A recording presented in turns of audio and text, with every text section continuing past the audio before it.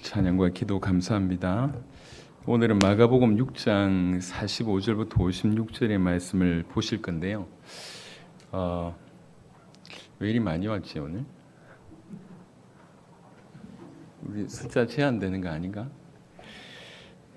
여튼 마가복음 6장 45절 56절을 통해서 안심하라느니 두려워하지 말라라고 하는 제목으로 말씀을 전할 건데요.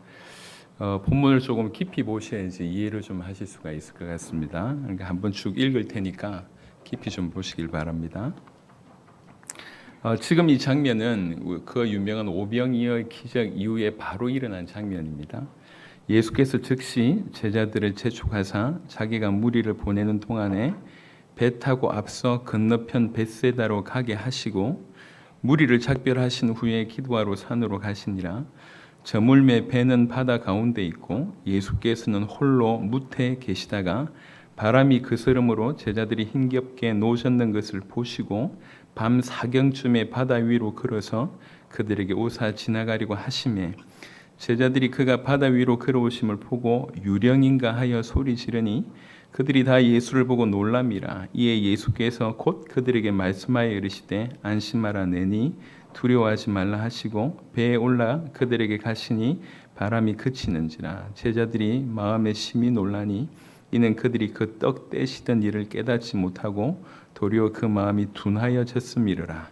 건너가 게네사렛 땅에 이르러 대고 배에서 내리니 사람들이 곧 예수신 줄 알고 그 온 지방으로 달려 돌아다니며 예수께서 어디 계시다는 말을 듣는 대로 병든 자를 침상째로 메고 나오니 아무데나 예수께서 들어가시는 지방이나 도시나 마을에서 병자를 시장에 두고 예수께 그의 옷 가에라도 손을 대게 하시기를 간구하니 손을 대는 자는 다 성함을 얻으니라. 아멘.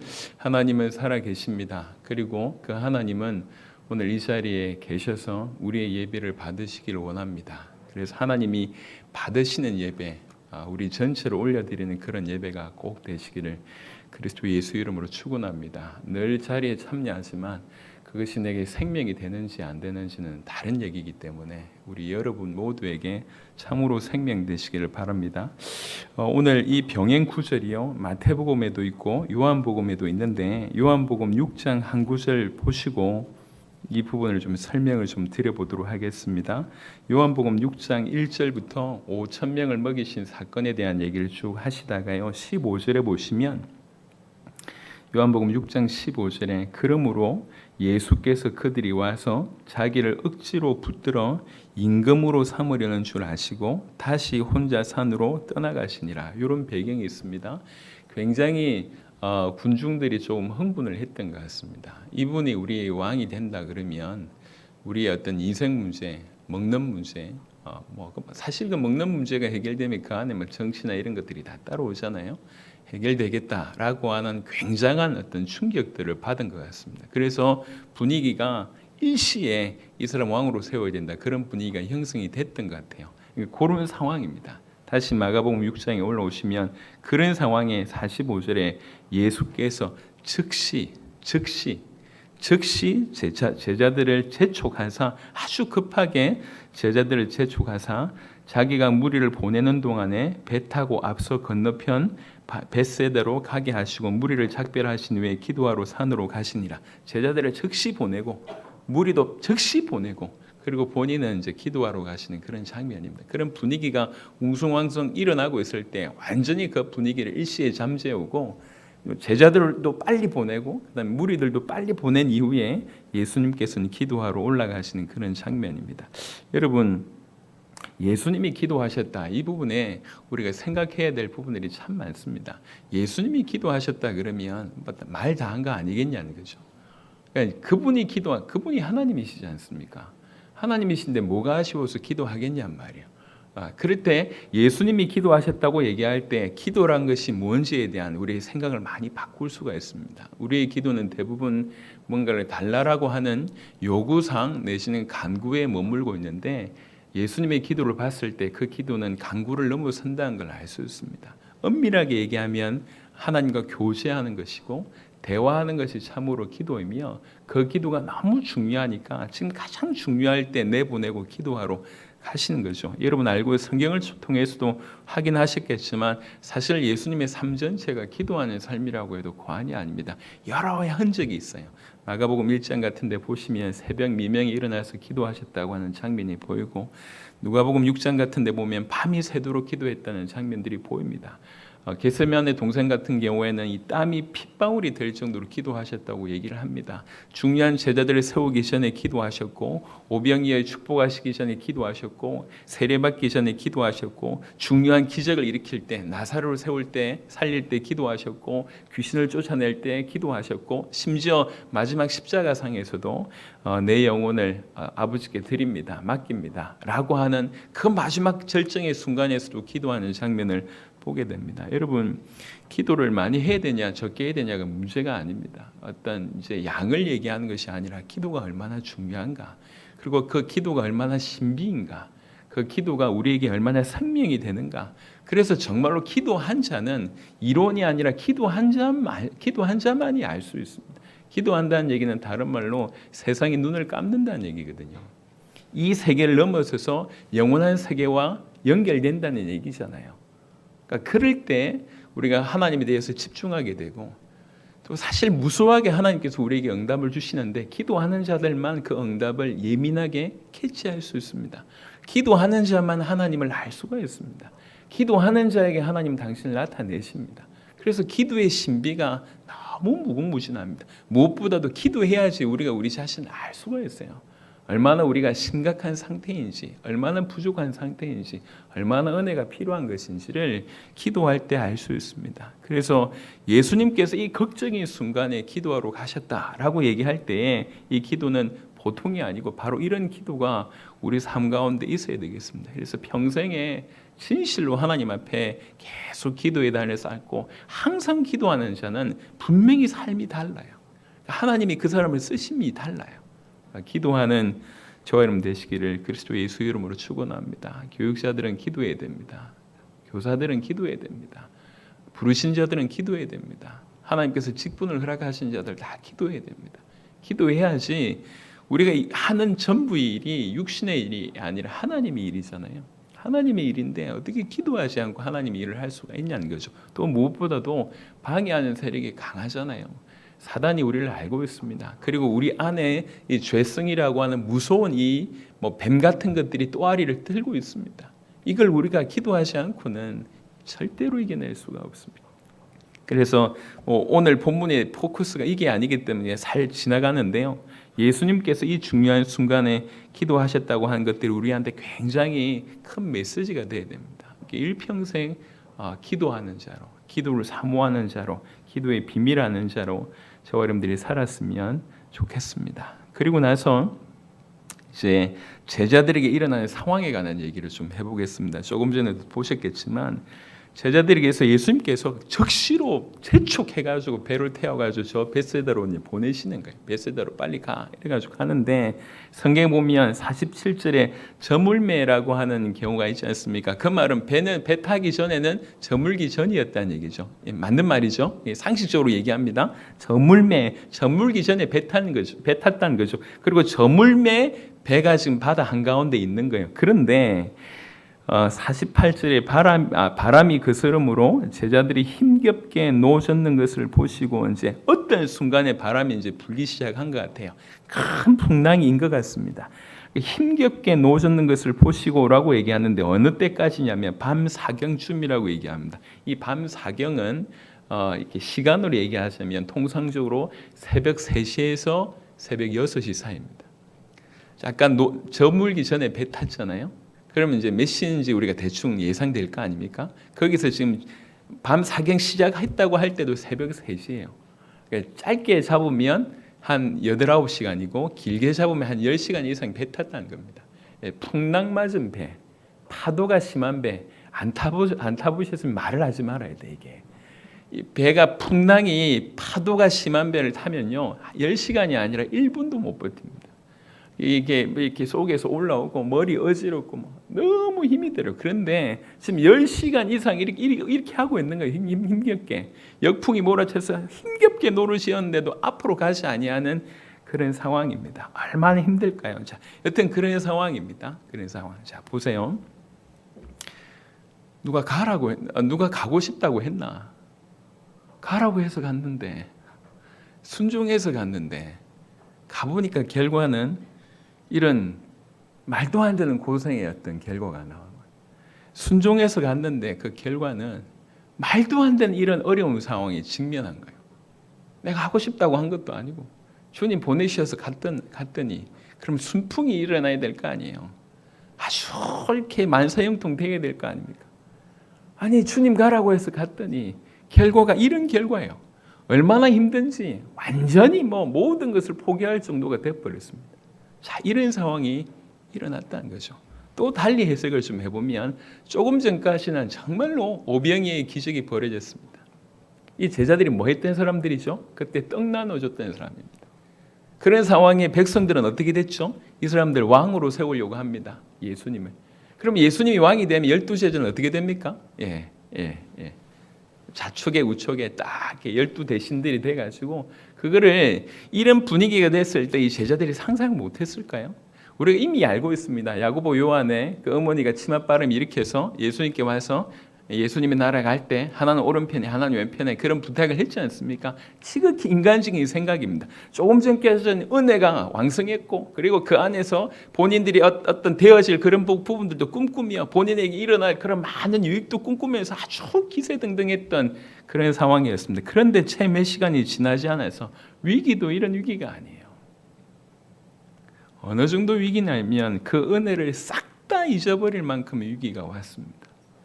뭔가 응답이 있었던 것 같고 역사가 일어났던 것 같은데 그래서 은혜 모든 하는 손대는 것마다 잘 되고 은혜가 왕성했던 것 같은데 어느새 그 은혜는 온데간데 없이 사라지고 위기만 지금 남은 겁니다. 근데 중요한 건 뭐냐면 위기만 남았는데 이게 자기 의가 아니에요. 아예 주님 반대편으로 간 게 아니에요. 은혜 받으면서 주님 따라갔다니까요. 은혜 받으면서 주님께 순종했다니까. 그런데 무슨 일이 벌어졌냐면 이런 위기가 벌어진 겁니다. 자, 그런데 성경에서는 뭐라고 얘기하고 있냐면 52절에 이런 중요한 얘기를 하고 있습니다. 52절에 이는 그들이 그 떡 떼시던 일을 깨닫지 못하고 도리어 그 마음이 둔하여졌다라고 얘기합니다. 그 마음이 둔하여졌다. 이게 지금 제자들의 상황입니다. 그만큼 예수님을 체험했으면 여러분 마가복음 요 장까지 오기까지 예수님이 보여주신 수많은 기적들을 경험했잖아요. 수많은 병자들을 살리고 이미 풍랑역이 처음 겪은 거 아니지 않습니까? 얼마 전에 우리 풍랑 겪은 거 광풍 겪은 거 알고 있잖아요. 그때도 광풍도 겪었고 바람과 파도가 잠잠해진 거 다 경험했습니다. 좀 전에 오병이어 기적을 일으키신 그 예수님을 봤는데도 불구하고 그 모든 것들이 언제 있었냐는 듯이 아예 둔하여져 버렸습니다. 마음은 식을 대로 식어버렸고 심지어는 보세요. 49절에 제자들이 그가 바다 위로 걸어오심을 보고 예수님이 이 풍랑 가운데 찾아왔는데 뭐라고 이 제자들이 얘기합니까? 유령인가 이렇게 얘기합니다. 예수님 보고 귀신이라고 얘기해요. 그 정도로 가버렸습니다. 이해되십니까? 완전히 가버렸어요. 어쩌다가 이래 됐나 싶을 정도로 가버렸습니다. 그렇게 어마어마한 은혜를 받고 그렇게 엄청난 역사를 경험하고 그러면서 여기서 승승장구하면서 뭔가 주를 위해서 큰 일을 한 것 마냥 떡 나눠주면서 물고기 나눠주면서 뭔가 대단한 일을 한 것 마냥 큰 일을 하고 그리고 주님 가라고 해서 열심히 쫓아갔는데 갑자기 풍랑이 일기 시작합니다. 그 순간 받았던 은혜는 싹 다 잊어버리고 단 한 명도 그 상황에서 예수님을 찾았다고 하는 사람은 없었던 것 같습니다. 만약 그 자리에서 예수님을 불렀다고 하면 예수님 나타나지 않으셨을까요? 단 한 명도 그런 생각을 못하는 거예요. 12명이. 배 타고 앉아 있으면서도 우리의 기도를 그분이 들으시지 않을까? 한 명도 그런 생각을 못합니다. 심지어 자기를 건져내려고 예수님 직접 찾아오셨는데도 불구하고 뭐라고 얘기합니까? 귀신인가 유령인가 하면서 뭐라고 얘기합니까? 두려워했다고 얘기합니다. 건져내려고 예수님이 손을 내밀어서 직접 찾아오는데도 불구하고 이것을 두려워할 정도까지 되어버렸습니다. 예수님을 배반한 사람도 아니고요. 세상 길로 간 사람도 아닙니다. 그러니까 열심히 은혜를 받고 주님 말씀에 순종했던 사람입니다. 그런데 어느 순간 많은 상황이 벌어지면서 은혜를 잃어버렸고 마음이 둔하여졌고 영적인 것은 캄캄해서 찾아오신 예수님을 유령으로 알 정도까지 되어버렸습니다. 이게 우리 안에 있는 죄성을 얘기하고요. 이게 우리의 죄성을 공격하고 있는 사단의 공격을 극명하게 드러내고 있는 모습입니다. 여러분, 엄청나게 은혜가 오지만 그 은혜를 한꺼번에 뒤집을 수 있는 것이 우리 안에 있는 죄성입니다.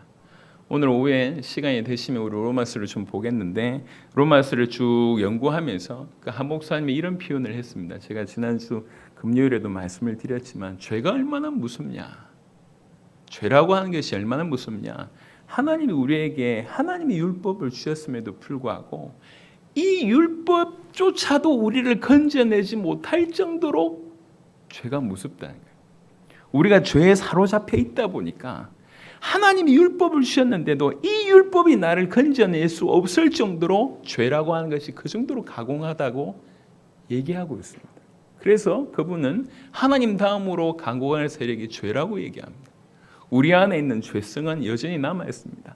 구원받은 자는 지금 현재 이미 죄책에서 건진받았습니다. 하지만 우리는 이 땅에 머물고 있습니다. 죄성이 이대로 남아 있습니다. 그리고 이 죄성은 우리가 영원한 하나님의 나라 갔을 때 완전히 100% 사라지는 거죠. 이 땅에서 성령의 능력으로 부단하게 이 죄성을 계속 이겨나가는, 그래서 현재적으로 구원받아가는 그런 삶을 우리는 살아야 됩니다. 근데 이 죄성이 얼마나 심각하냐고 얘기할 때 바로 이렇게 등장하는 겁니다. 여러분, 그런 경험 없습니까? 산꼭대기에 올라가서 수련회에 참여해가지고 뭐 대박의 은혜를 받고 내려오는데, 내려오자마자 갑자기 이제 남편 얼굴 보는 순간 은혜 잃어버리고, 아니면 뭐 자식들 보는 순간, 아니면 환경 뭐 여러 가지 얘기 듣는 순간 은혜 잃어버리고, 이런 경우들이 많지 않습니까? 은혜가 약한 게 아니에요. 그 은혜를 다 뒤집을 수 있는 그 엄청난 죄성이 우리 안에 있다니까요. 우리가 그래서 그 은혜 아래 그리스도 예수 안에 있는 어떤 그런 삶을 살지 못했을 때, 우리 옛날 표현으로 얘기하지만 금방 종교로 들어갑니다. 거기에 우리의 죄성이 얼마나 심각하며 그 죄성을 이용하고 있는 사단의 세력이 얼마나 강한지를 볼 수 있는 장면입니다. 사실 이해가 안 되지 않습니까? 어떻게 이럴 수가 있습니까? 한두 번도 아니고 수많은 기적을 보여줬음에도 불구하고 풍랑 조금 인다고 금방 돌아가면 어떻게 이럴 수가 있습니까? 그리고 자기를 건져내겠다고 그것도 무리로 걸어오시는 예수님을 바라보고 저 유령이다라고 얘기하면서 두려워할 정도가 돼버렸습니다. 어떤 분은 해석하기를 이분들의 영적 수준이 어느 정도까지 떨어졌냐면 예수님을 비난하던 그 바리새인 수준으로 떨어졌다, 이렇게 표현을 합니다. 이 제자들이 너무 떨어져서 유령인가라고 얘기할 때, 그렇게 소리 지를 때 그 수준은 예수님을 보고 저 귀신 들렸다라고 얘기했던 그 수준으로 떨어져 버렸대요. 그렇게 해석을 하더라고요. 어찌 그리 됐습니까? 제자들인데, 그리고 순종하면서 그 길을 걸어갔는데, 그렇게 많은 은혜를 받으면서 걸어갔는데, 어느 순간 위기에 아니면 예상치 못한 상황이 벌어지다 보니까 모든 것들이, 여러분, 결론적으로 제가 좀 말씀을 드리겠지만 이 풍랑 사건은 하나님께서 허락하신 완벽한 시나리오였습니다. 재촉해서 하나님이, 예수님이 보내셨습니다. 왜 그러셨습니까? 이 풍랑을 들이맞도록 예수님이 보내신 거예요. 왜 그렇습니까? 철저하게 그 자신을 보라고 허락하신 거예요. 니네가 어떤 상태인지. 내가 예수님 우편에 앉아가지고 막 이렇게 이러고 앉아있을 때, 오병이의 사건으로 한참 들떠있을 때 그들의 모습을 보게 하신 겁니다. 여러분, 예수님은 지금 이 땅에 왜 오셨냐면 기적을 일으키려고 오신 게 아닙니다. 예수님이 이 땅에 오신 것은 이 세상을 건지려고 오셨습니다. 구원하시려고 오셨습니다. 그리고 이제 곧 조금 있다가 잠시 후에 당신은 십자가를 지고 부활하시고 하늘나라로 다시 올라가셔야 됩니다. 이 땅에서 예수님 당신을 정언할 자, 예수님 당신을 소개할 자, 그 복음을 전할 자들은 이 12명이 가장 핵심입니다. 그래서 이 12명이 누구보다도 아주 정확하게 예수님을 정확하게 알고 올바로 믿어야 됩니다. 혹여 죽음의 상황이 온다 할지라도 부인할 수 없을 정도로, 예수님을 부인할 수 없을 정도로 올바르게 정확하게 믿어야 됩니다. 그래서 예수님의 모든 초점은 이 제자들에게 있다고 해도 과언이 아닙니다. 이 제자들은 지금 현재 본인들이 뭔가 된 것처럼 이 예수님의 나라에서 뭔가 한 자리 할 것처럼, 그래도 자기 목숨을 걸고 예수님 이렇게 따라다녔으니까 이만하면 됐지라고 생각하고 있는데, 여지없이 그들의 모습을 액면 그대로 보게 하시는, 통과하면서 니네가 어떤 모습인지 확인하라는 거예요. 그게 1차적인 것입니다. 그게 1차적인 목표입니다. 그리고 두 번째는 진짜로 예수님이 누군지, 결국 이 제자들이 알아야 될 것은 예수님이시니까요.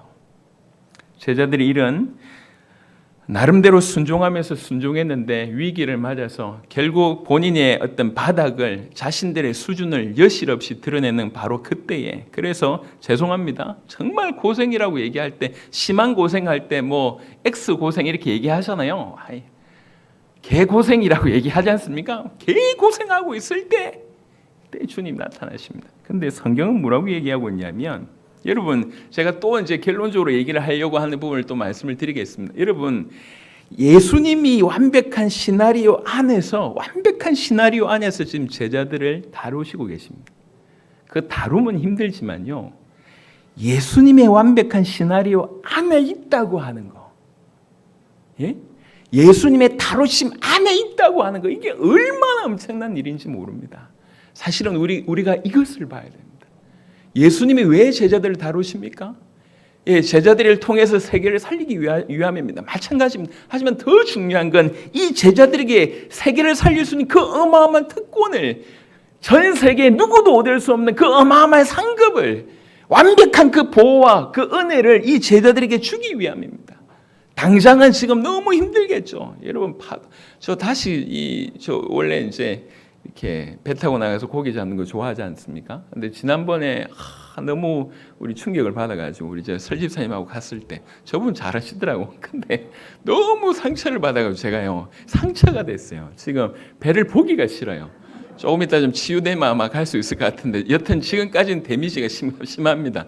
여러분, 이게 너무 고생이 말로 할 수 없는 고생입니다. 그런 가운데 있는데 예수님께서 성경 보시면 48절에 뭐라고 얘기하고 있냐면, 바람이 그스름으로 제자들이 힘겹게 노젓는 것을 보시고라고 얘기합니다. 보시고, 그거를 알고 계셨고 보시고 계십니다. 우리는 왜 이리 안 오십니까? 왜 이리 응답 안 하십니까? 왜 빨리 해결해 주시지 않으십니까? 주님이 아시고 보시고 계셨습니다. 우리 주님이 허락하신 그 완벽한 시나리오 안에서 철저하게 자기를 보고, 철저하게 예수 아니면 안 된다고 하는 답을 얻을 때, 바로 그 카이로스의 때에 드디어 주님은 오십니다. 그 보시고, 그리고 뭐라고 얘기합니까? 48절에 그들에게 오사, 그리고 뭐라고 얘기합니까? 51절에 그들에게 가시니, 실제로 보실 뿐만 아니라 그들에게 오시고 그들에게 가셨다고 성경은 얘기하고 있습니다. 여러분, 예수님에게는 지금 현재 모든 포커스에는 누구에게 집중되어 있냐면 바로 이 제자들에게 집중되어 있습니다. 왕 삼으려고 하는 전 무리들한테는 죄송합니다, 상대적으로 별 관심이 없어요. 그 수많은 무리들한테, 그 어마어마한 능력과 권세와 힘과 많은 에너지를 가지고 있는 그 무리에게는 별 관심이 없어요. 누구한테 관심이 있냐? 이 12명. 이 12명이 예수님의 관심이 거의 전부라고 해도 과언이 아닙니다. 왜 그러냐? 이 12명을 통해서 세상을 살 것이기 때문에 그렇습니다. 이 12명을 제대로 세워내야 됩니다. 이 12명이 참으로 복음에 참된 증인이 되게 해야 됩니다. 이 12명이 올바른 믿음의 부요한 자가 되게 해야 됩니다. 여러분, 46절에 우리가 아까 말씀드렸습니다. 무리를 작별하신 후에 기도하러 산으로 가시니라. 여러분, 아까 이 시간을 우리가 얘기했을 때 배 타고 방황하고 있는 그 시간에 예수님이 뭐하고 계셨다는 얘기죠? 동일한 시간에 기도하고 계셨다는 얘기입니다. 그 기도의 아주 중요한 제목 중에 하나는 제자들을 위한 기도였을 것이라고 생각을 합니다. 왜 내 기도에 응답 안 하십니까? 라고 얘기할 때 우리 주님은 모든 걸 준비하고 계시고 우리를 위하여 기도하고 계셨습니다. 로마서 8장에는 성령께서 우리를 위하여 탄식으로 기도하신다 하셨습니다. 성경은 그렇게 얘기하고 있습니다. 우리는 막 힘들어서 그 누구도 봐주지 않는다고 얘기하고 있을 때 순종의 대가가 이겁니까? 내가 주를 위해서 이렇게 열심히 드렸는데 내가 어쩌다 이리 됐습니까? 라고 얘기하고 있을 때 우리 주님은 다 보시고 계시다는 거예요. 그리고 드디어 정말 기가 막힌 예상치 못한 시간에 예상치 못한 장소에서 예상치 못한 방법으로 주님은 오십니다. 바다 위로 걸어오십니다. 아니, 꼭 이렇게 연출을 하실 필요가 있었나? 그냥 뭐 배 하나 빌려가지고 오시면 될 건데.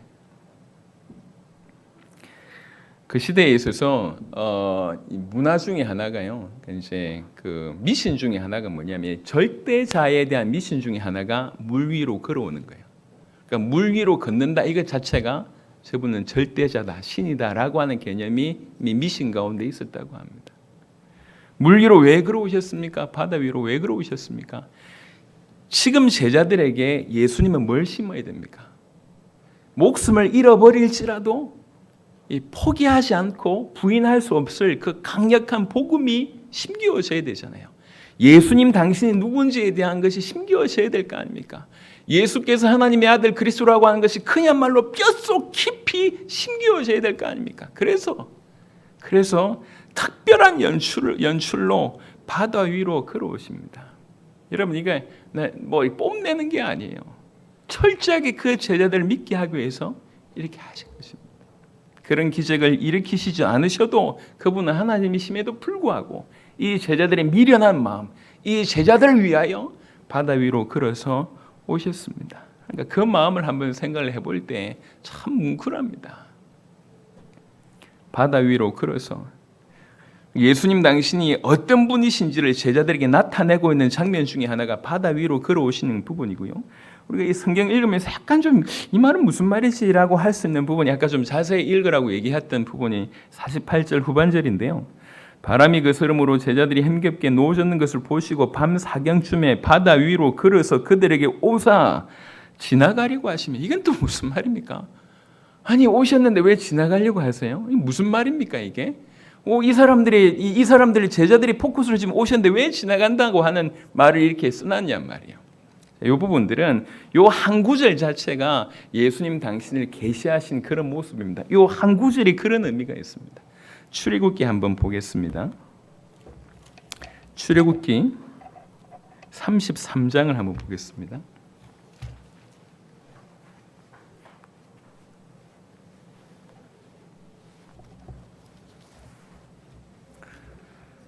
출애굽기 33장 이제 모세에게 하나님께서 당신의 영광을 보여주시는 그런 장면인데요. 33장 18절부터 한번 보겠습니다. 출애굽기 33장 18절 모세가 이르되 원하건대 주의 영광을 내게 보이소서. 여호와께서 이르시되 내가 내 모든 선한 것을 네 앞으로 지나가게 하고 여호와 이름을 네 앞에 선포하리라. 나는 은혜 베풀 자에게 은혜를 베풀고 긍휼히 여길 자에게 긍휼을 베푸느니라. 또 이르시되 네가 내 얼굴을 보지 못하리니 나를 보고 살 자가 없음이니라. 여호와께서 또 이르시기를 보라 내 곁에 한 장소가 있으니 너는 그 반석 위에 서라.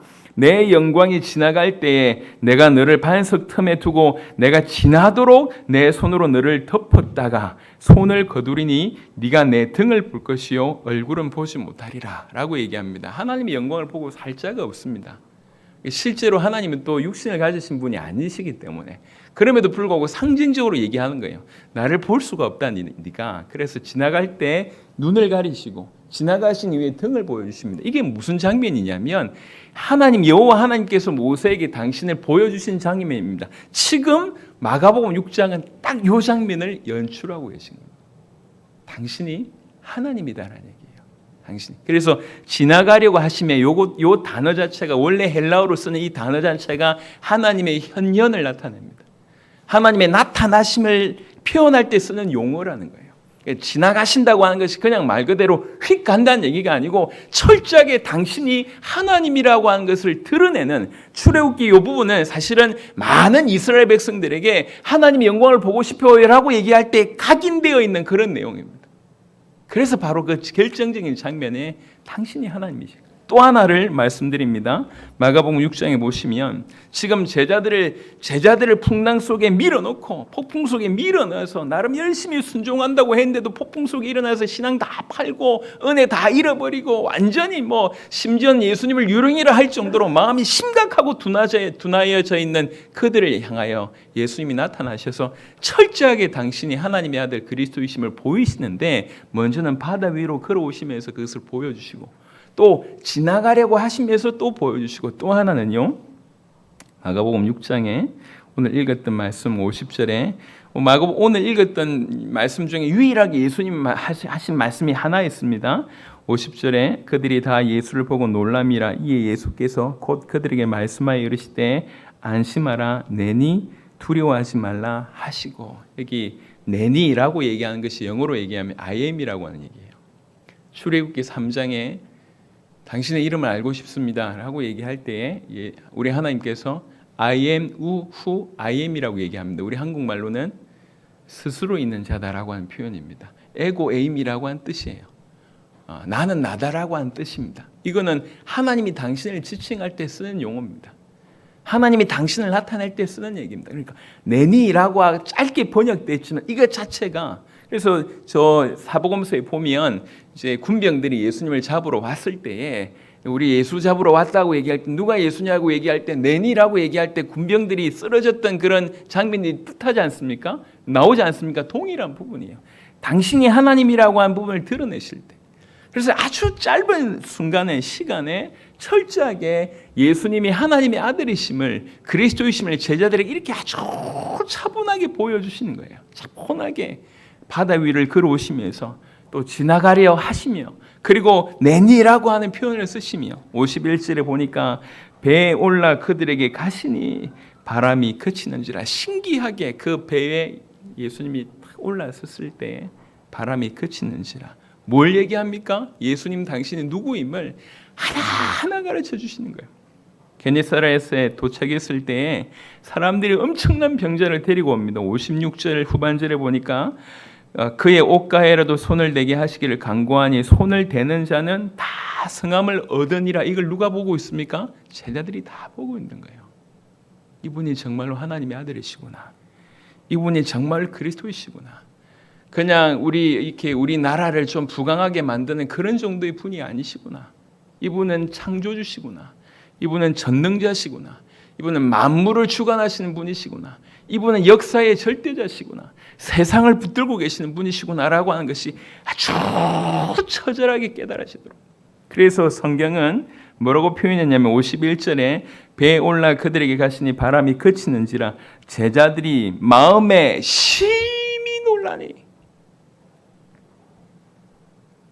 오병이의 기적에 이런 표현은 없었습니다.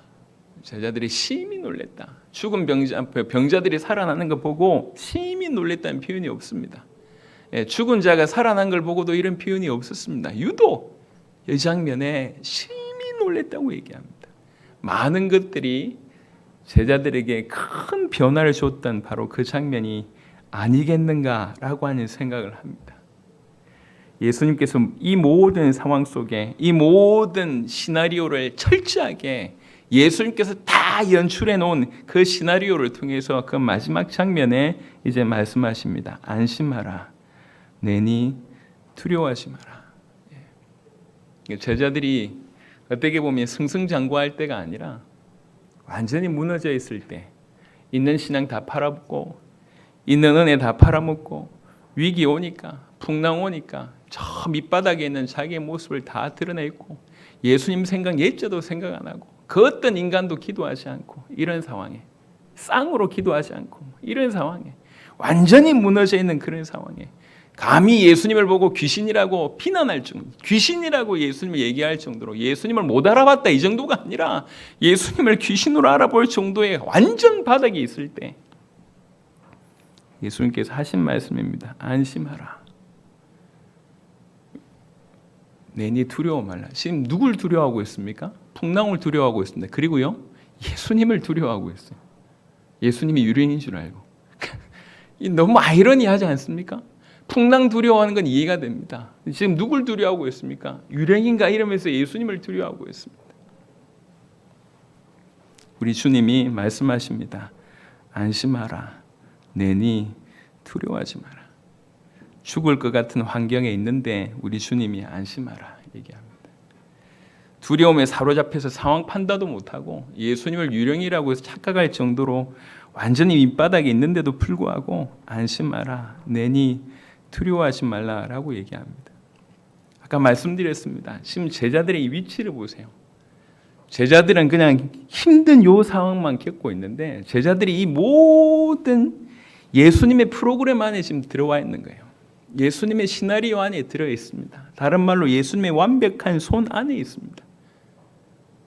이 제자들은 그들과 함께 계시는 하나님, 그리고 그 예수님께서 자기를 위해서 목숨 거실 것이라고 하는 것을 아직까지는 몰랐습니다. 본인들은 본인들의 위치, 본인들이 지금 예수님과 이런 관계 가운데 있다는 것이 얼마나 엄청난 것인지를 몰랐습니다. 그냥 힘들 뿐이었습니다.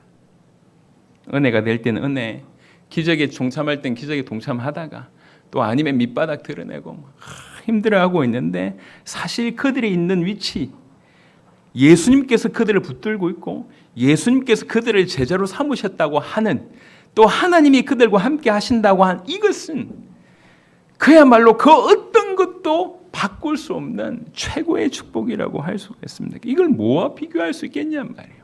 그래서 성경에는 우리의 생명이 그리스도와 함께 하나님의 생명 안에 감추어 있다고 얘기합니다. 빼앗을 수 없습니다. 우리가 받고 있는 우리의 위치 자체가 이렇다는 거예요. 개혁교회의 유명한 신앙 고백서 하나 중에 하이델베르그라고 하는 신앙 고백서가 있습니다. 우리 웨스트민스터 신앙 고백서처럼요. 이 하이델베르그 이제 신앙 고백서의 제 1문이 이런 거에 있습니다. 오늘 이 본문하고 좀 연결되는 것 같아서 좀 가져와 봤는데요. 제 1문이 질문이 이런 질문입니다.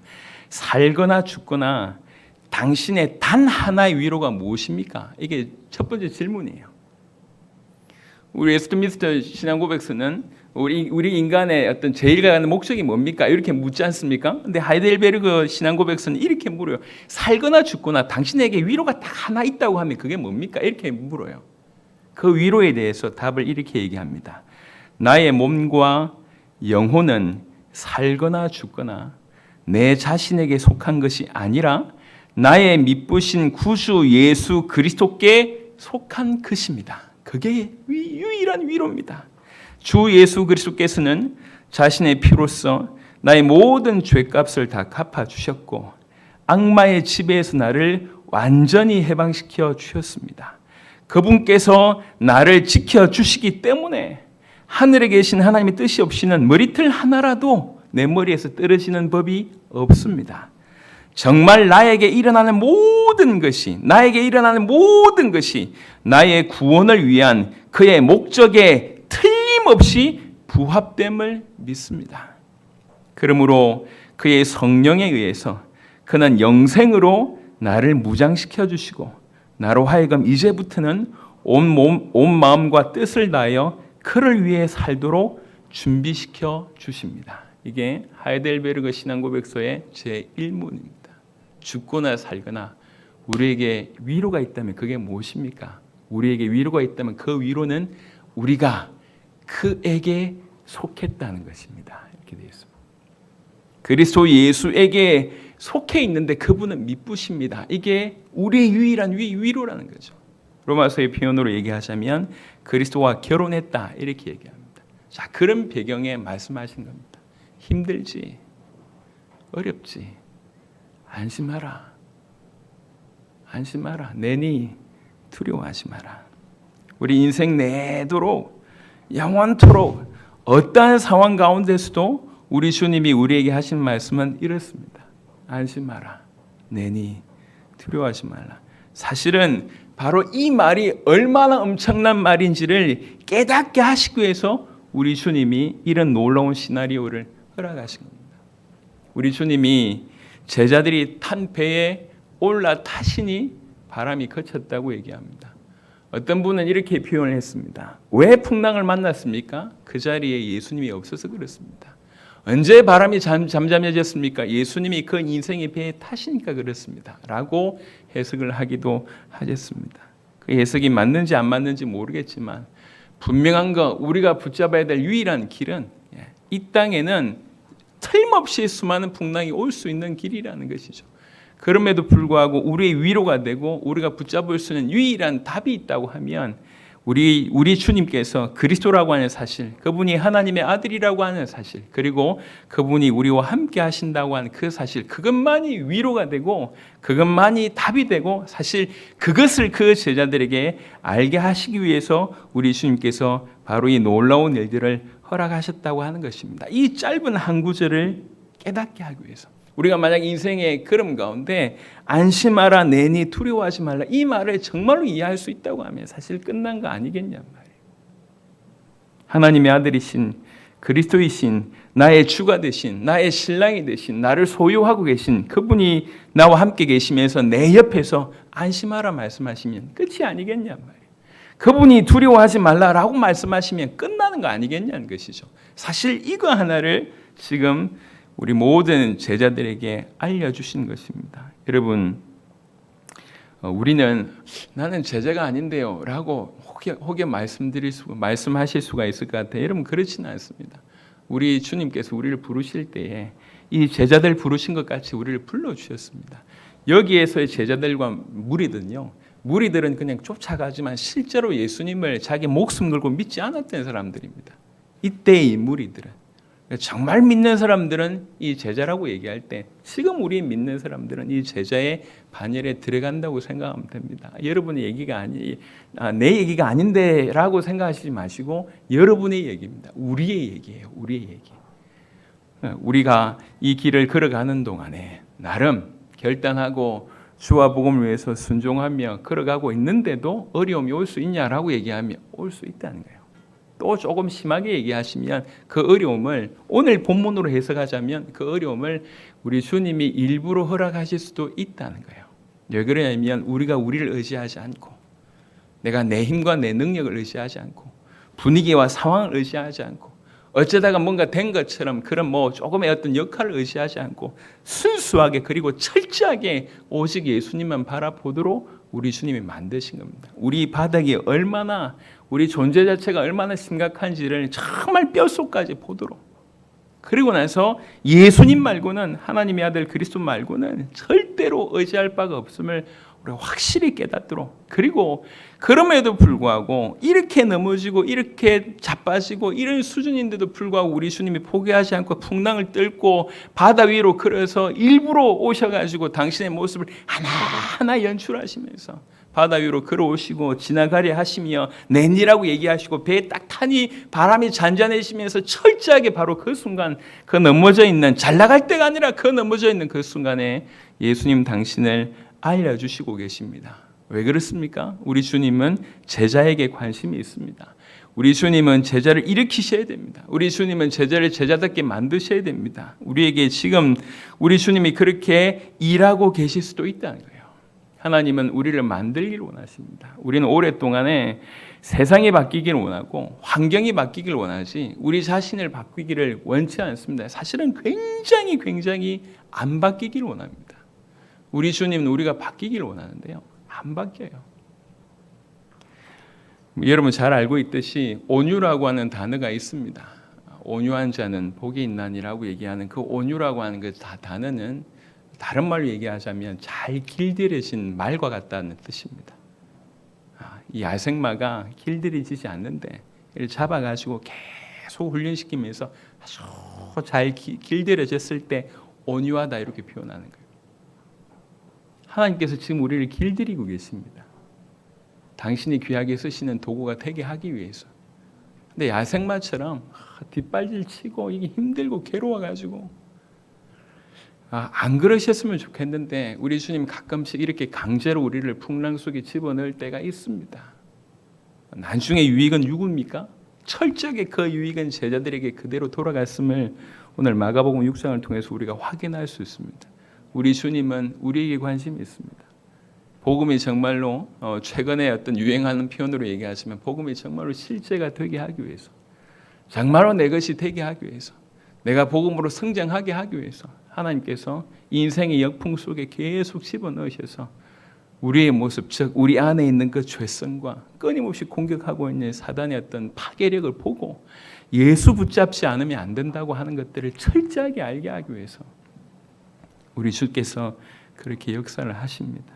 그래서 정말로 복음 앞에서 잘 길들여져 있는 온유한 자로 저와 여러분들이 정말 세워주기를 바랍니다. 제자들이 그래야지 자기 생명을 위기 상황 속에서도 자기 생명을 드릴 수가 있었음을 우리가 알 수 있습니다. 우리가 다 그렇게 돼야 되겠다고 생각을 드립니다. 말씀을 마무리하도록 하겠습니다.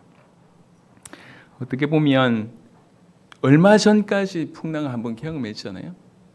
똑같은 풍랑을 또 경험하는데도 또 그래요. 또 바닥이에요. 그때는 우리가 죽게 되는데 왜 안 돌보십니까? 라고 원망 섞이는 얘기를 하다가 지금은 살려주려고 오는 예수님 보고 유령이다라고 할 정도 이게 별 바뀌지가 않아요. 똑같은 상황인데 똑같이 넘어집니다. 그런데도 불구하고 책망치 않으시고 또 찾아오십니다. 우리 주님이 우리를 포기하지 않으시고요. 우리 주님이 우리를 계속 만들어 가시려고 하여 작정을 하셨습니다. 풀무불로 연단을 시키려고 하여 작정을 하셨습니다. 우리를 제대로 작품 만드시려고 작정을 하셨습니다. 그래서 이렇게 역사하시는 겁니다. 만약 그럴 이유가 없다면 그냥 빨리 불러가신 게 낫지 않겠습니까? 우리 이 땅에서 이 정도의 모습으로 주님과 세상과 사람들한테 폐만 끼치는 인생이라고 하면 살 이유 없을 거 아니에요. 근데 우리를 존재케 하신다는 얘기는 그분의 다스리심이 여전히 있다는 얘기고 우리를 다스림이 강하게 온다는 얘기는 하나님이 작정하셨구나 이렇게 작정하신 때구나 이렇게 생각하시면 됩니다. 여러분 약간 좀 다른 얘기를 좀 해보겠습니다. 수많은 그리스도인들이 침체되어 있다고 얘기합니다. 여러분 생각을 조금 해보시면 침체의 여러 원동력은 침체가 되고 있는 대부분의 이유는 침체하기로 내가 결정했기 때문에 그래요. 우리 안에 성령이 계시다고 하는 것은 새로운 생명이 있다는 얘기입니다. 새로운 마음이 있다는 얘기예요. 정말 구원받았다고 얘기합니다. 그때는 뭐가 또 같이 따라오냐면 새로운 능력이 내 안에 있다는 거예요. 예수 이름이 내 안에 있습니다. 우리가 그분의 이름으로 하나님 앞에 설 수 있는 특권까지 우리에게 있습니다. 사실 우리에게 일어난 것은 엄청난 일입니다. 어마어마한 것이 이미 우리 안에 존재해 있습니다. 그럼에도 불구하고 끊임없이 공격해 들어오는 부분에 우리가 허용을 한 것입니다. 조금 심한 말로 얘기하면 그렇게 되기로 내가 결정을 한 거죠. 그래서 계속 침체되어 있는 겁니다. 이게 못 이길 상황이냐? 그렇지 않다는 걸 말씀을 드리고 싶습니다. 암만 극한의 침체라고 얘기하더라도 우리 속에 하나님이 계시면 우리 속에 주의 성령이 계시면 한꺼번에 전복할 수 있습니다. 여러분 침체되기로 결정된 그 마음을 돌리시길 바랍니다. 그대로 주저앉아 있고 싶고 이대로 살고자 하는 그 마음을 그걸 바꾸셔야 됩니다. 바꿀 수 있는 능력이 우리에게 있습니다. 그리고 그것을 우리 주님 지금 다루시고 계시잖아요. 아니 그냥 당신이 뽑으셨으면 뭐 모든 권세 능력 다 주고 안 그래도 고생할 건데 나중에 어째도 순교할 건데 그때 가서 그냥 순교 깨 하면 될 건데 인생 내도록 훈련이에요. 예수님의 이게 훈련 방식을 보시면 그래요. 그때 마지막 죽을 때 결단 잘했어. 나 그래도 예수 믿습니다. 이러면서 그냥 하면 될 건데 그냥 이대로 살다가 전혀 안 바뀌고 이대로 살다가 만약 그 순간에 순교하면 될 건데 우리 주님이 원하신 게 그게 아니라는 거예요. 예수님 당신을 나타내는 그리스도의 향기가 되게 하기 위해서 마치 프레스로 찍어내듯이 우리에게 예수의 모습이 그대로 보여지도록 이게 막 깎아내는 겁니다. 이게. 그래서 어떻게 보면 아니 복 주려고 불렀다고 해놓고 제자들의 인생, 제자들의 관점에서 보면 고생만 하다가 이 땅에선 고생만 하다가 베드로가 결혼을 했잖아요. 근데 예수님 따라다녔단 말이에요. 아내하고 늘 같이 다니는 게 아니라고 얘기하면 그게 뭐 가정에서 이혼 사유지. 집안 안 돌보고 몇 년씩 그리고 예수님 십자가 지시고 부활하시니 더 했지 않습니까? 어떻게 보면 철저하게 이 땅에서 고생만 하다가 갔습니다. 하지만 우리가 알고 있기로 그것이 얼마나 영원한 상급인지 우리가 알고 있지 않습니까? 우리 주님은 이 땅에서 우리를 통해서 당신이 드러나기를 원하십니다. 우리의 모자란 모습이 점점 변화되어서 감히 이 땅에서 예수님을 나타낼 수 있는 자로 서기를 원하십니다. 그래서 우리의 모습을 보게 하시고 예수님만 의지하게 하시고 계속 주님을 닮아가게 하셔서 드디어는 주님을 드러내는 그런 자로 살게 하십니다. 그러니 우리를 하나님께서 이렇게 다루심이니 반대편에 있는 부분들은 우리가 정리할 수 있는 부분들을 스스로 정리하는 것이 좋겠다는 거예요. 영적인 침체에 핑계를 대지 마시고 세상이 너무 강하고 환경이 어렵고 우리 뭐가 강하고 다 맞는 말인데 여러분들이 구원받은 자라고 하는 것은 주의 성령이 여러분 속에 있다는 것입니다. 그걸로 끝입니다. 침체하기로 결정됐던 그 마음을 예수의 이름으로 성령의 능력으로 돌리시길 바랍니다. 아무짝에도 하나님 앞에서도 핑계를 댈 수가 없고 주의 백성들 앞에서도 핑계 댈 수 없습니다. 수많은 그리스도인들이 침체의 늪에 그대로 빠져 있습니다. 정말로 수많은 사람들.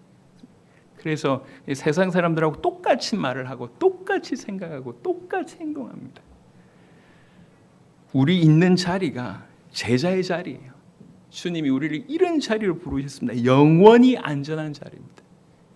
영원한 그런 자리에 저와 여러분들이 있습니다. 안심하라 내니 두려워하지 말라. 바로 그 말을 들을 수 있는 자리에 우리가 와 있습니다.